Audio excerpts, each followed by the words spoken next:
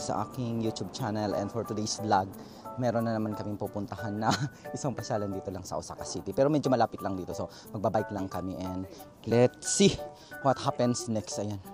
Kaya mga trainee kami dito, kaya pati na sa Osaka City kami, tapos sobrang lapit lang talaga namin dito sa mga pasyalan. Halos nababike lang namin, kaya magbabike lang kami papunta doon.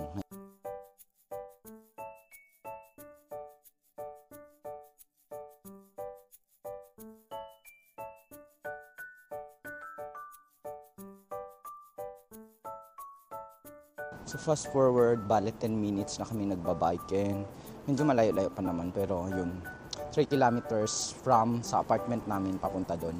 So malapit talaga kami sa Osaka City. Nasa city talaga kami, kaya medyo yun, convenient talaga. Kahit magbike lang kami, walang gastos mamasyal dito. Yun lang yung kinagandahan pag dito ka na assign talaga sa Osaka City. Medyo maganda yung panahon ngayon. Hindi umulan. Kapon kasi ang lakas ng ulan. Tapos holiday ngayon dito sa Japan. Kaya tara, let's go!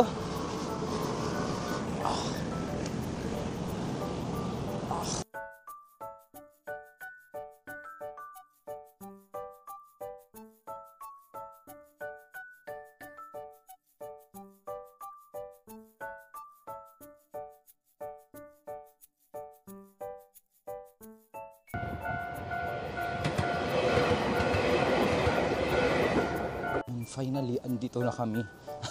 Napakaliit lang din pala ng ng lugar na. Parang sa